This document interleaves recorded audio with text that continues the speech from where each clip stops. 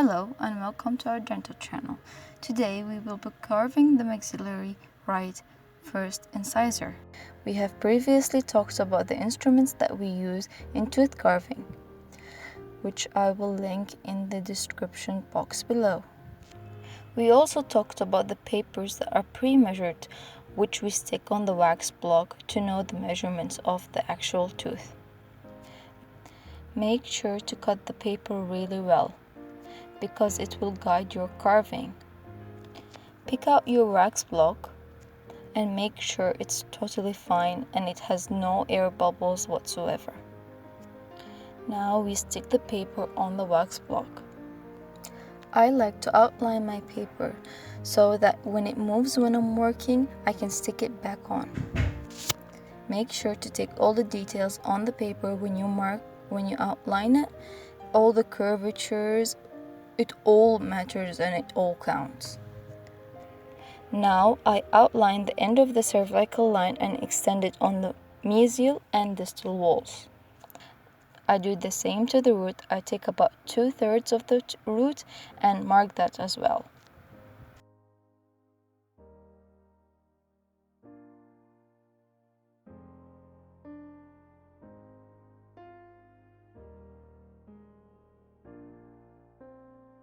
Now we have to remove the area between the end of the root and the cervical line. How I do that is I remove kind of large pieces on the root portion and on the cervical line. And the reason that I do this is that both places have really extreme curvatures. So by doing this, you will get neat and really clear curvatures, plus it will be really easy to deal with.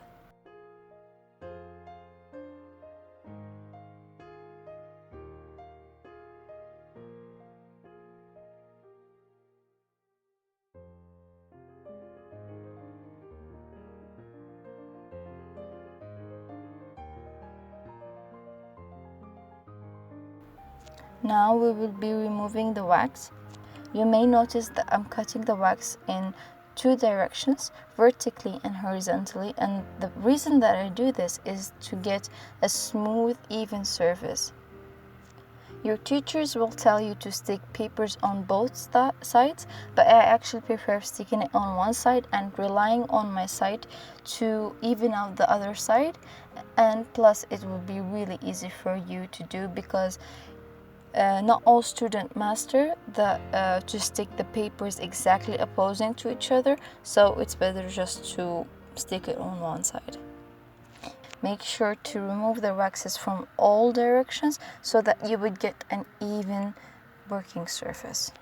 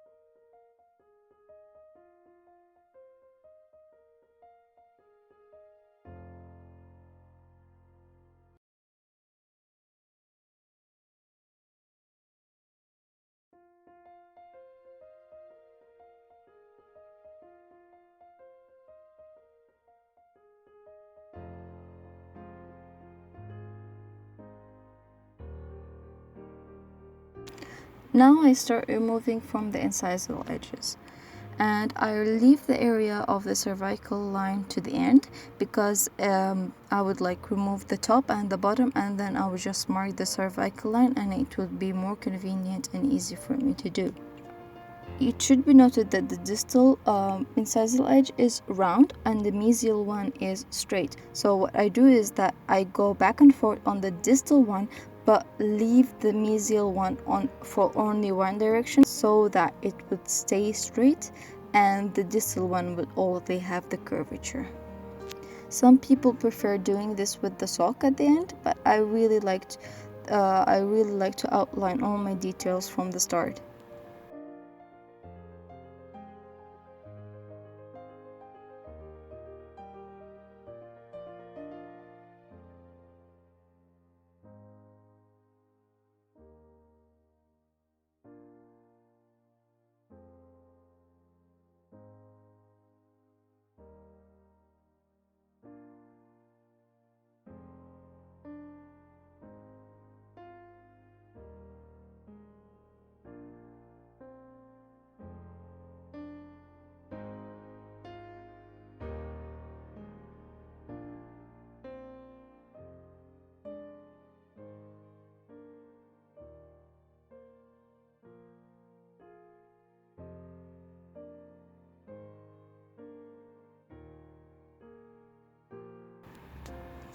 See, for the mesial one, I'm going on the incisal edge and then leaving that and going to the mesial wall. I'm not going back and forth on it so that it won't get rounded.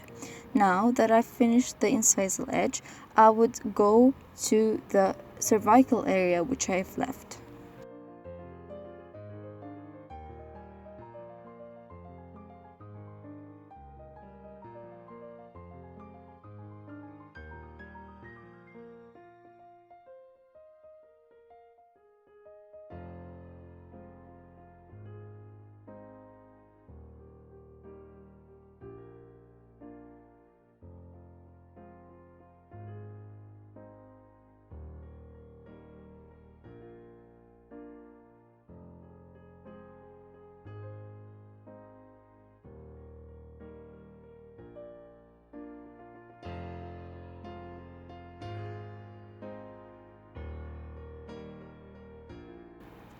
Okay, now watch out how I'm holding the wax block and removing the wax little by little, and not only with one direction but by two directions, so that I can get the perfect curvature. So my final shape would be trapezoid and it won't be flat.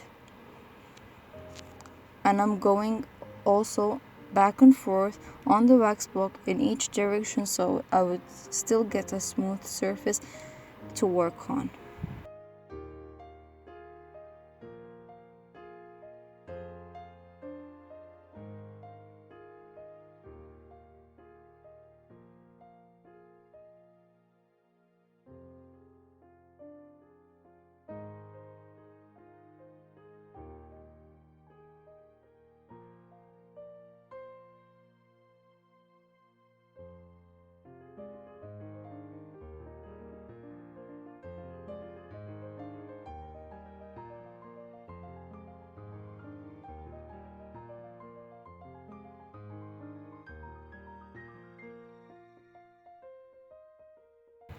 I do this to the mesial wall as well, but the mesial is not actually as severe as the distal one, so yeah, it won't take that much effort, and you would remove a really small amount of wax.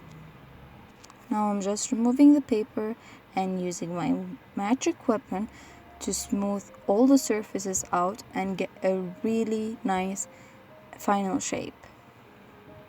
Notice how I'm taking the wax in all directions, not only in one direction, because the sock actually removes some wax, so I don't want to ruin the morphology that I've got. So just like to polish the wax block, not to remove the details. Now I'm doing the same on the mesial wall, and the reason we stick this on the mesial wall is this is the mesial aspect, and I outlined this as well, And now I'm scraping off the curvatures as I did on the labial surface.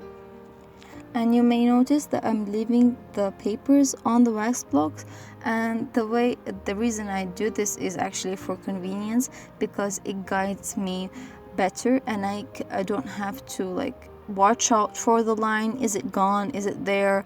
So yeah, and it doesn't let me take that much of wax, and it leaves more area for me to work on.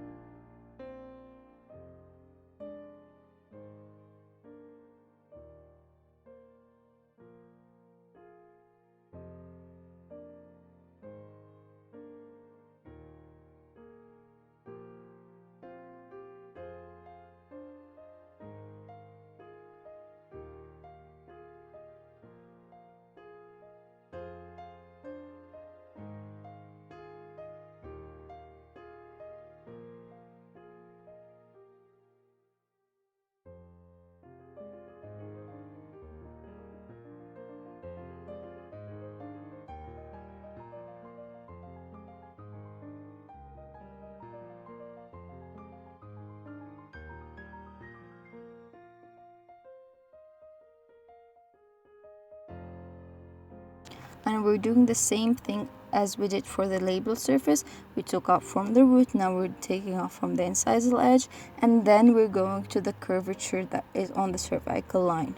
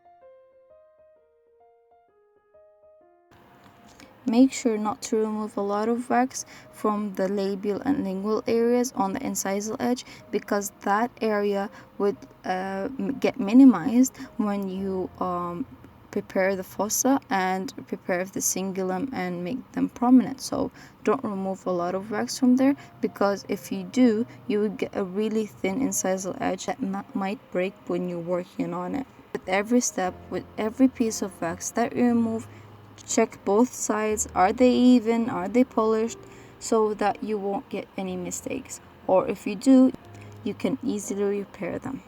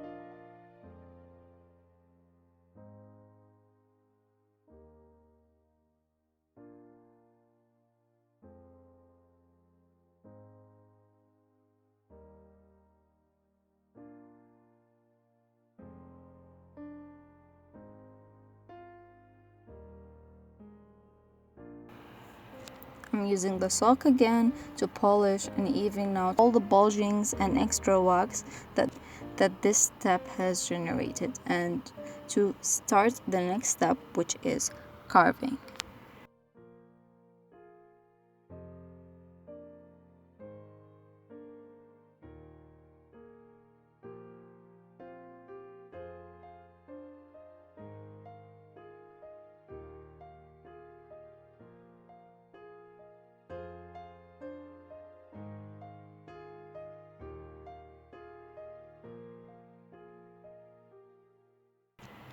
By the end of this phase, this first and second steps, you should get this shape.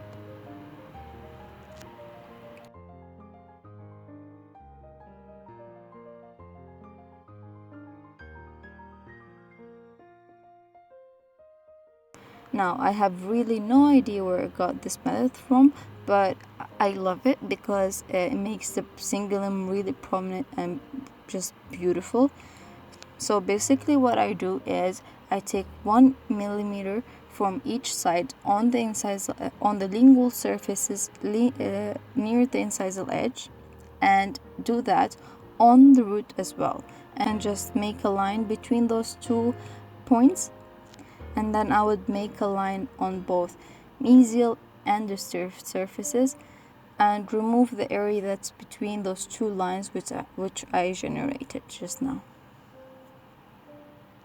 Make sure to scrape it off, not cut it off, because if you cut it off you will remove too much and that's irreversible.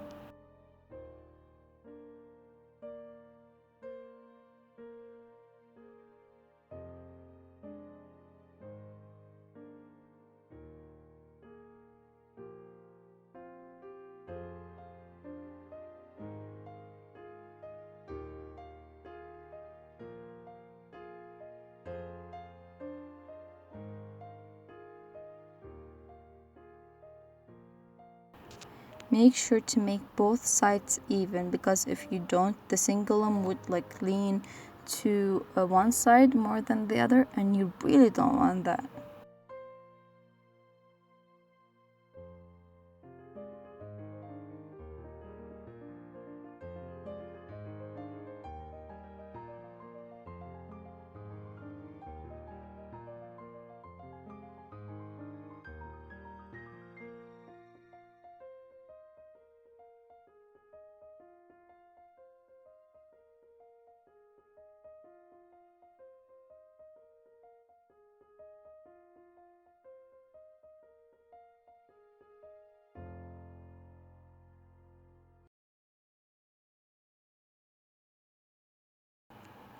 Again with my magic instrument.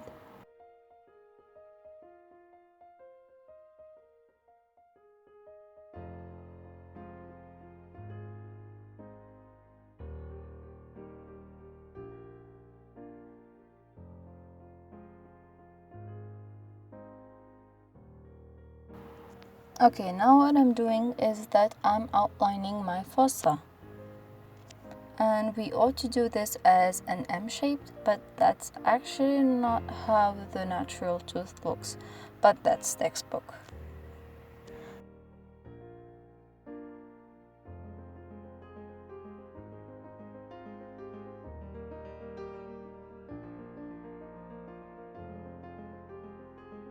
Now I'm using my carver and the fossa former to remove all the wax from the fossa area, and I just initiate with this and then complete it with the carver because it's more convenient. You may see me holding the carver in different positions. That's because I'm trying to get the really tiniest details in the fossa. Now I'm just making my curvature. I should note this out. The maxillary incisor is actually slightly bigger than the anterior teeth that you would work on, so I honestly prefer using a bigger wax block or using soap, because if you want to take those tiny curvatures and show this really accurate details, you would need a bigger wax block.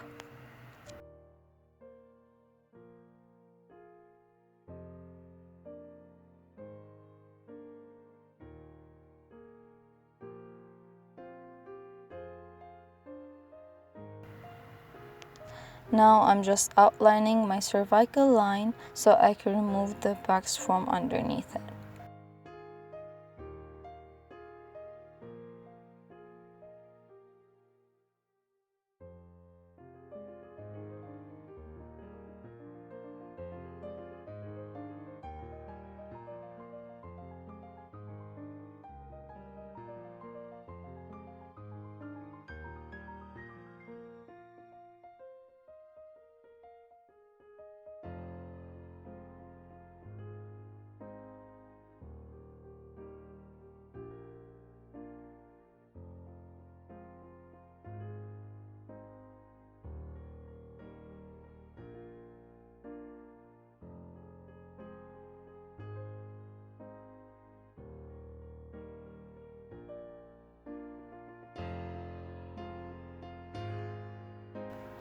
Scrape the wax below the cervical line and make sure not to push it too hard, because if you do, you'll get a really tiny root that will crack at some point. So don't push it too hard.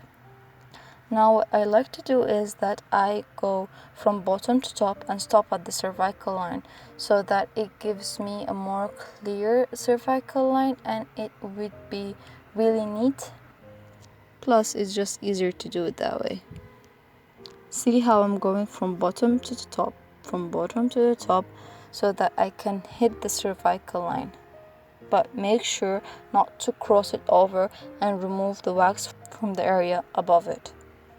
Because if you do, you will get rid of the curvature that you just made. And if you do get rid of that curvature, trust me, it will cost you marks.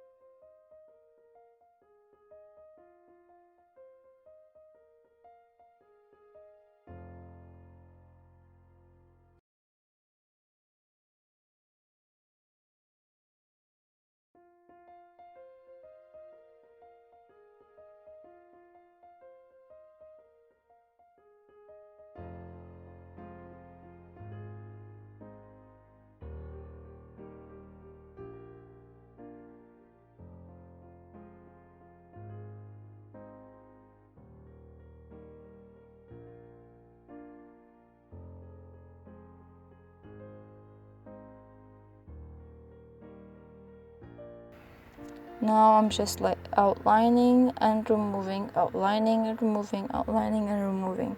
And I'm using the universal here to get the small details, and I just got used to it, I think.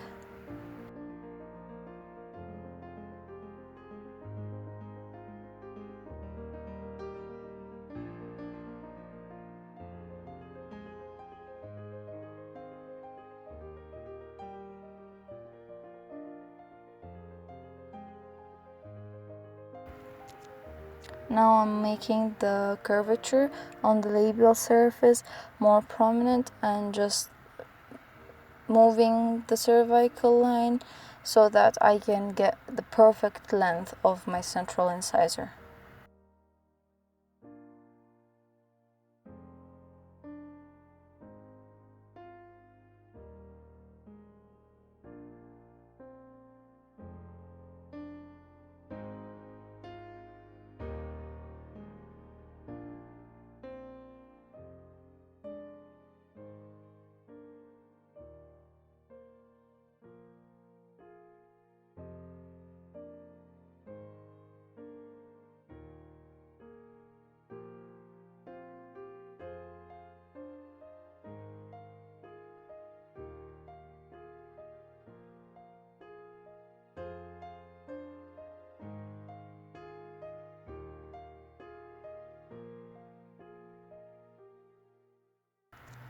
Now I'm going off to the fossa and making it more prominent because I didn't continue it in the previous step.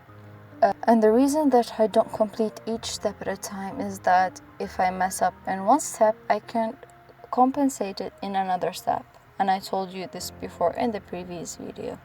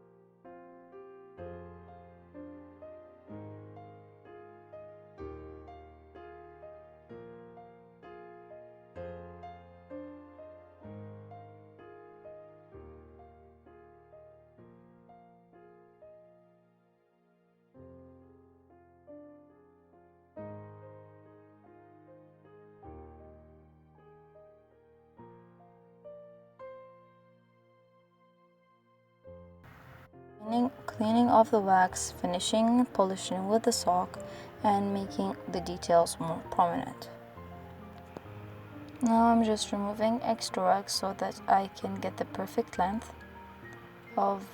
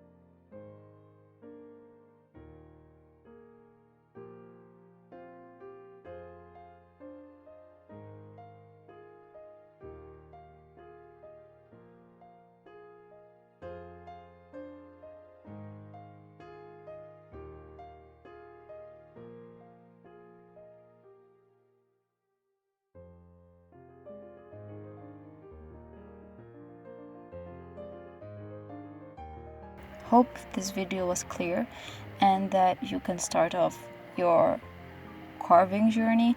Trust me, it takes time, it takes effort, but it all pays off in the end. And don't get frustrated if your first or second try did not work. Your 10th one would. and you would get even better results than this.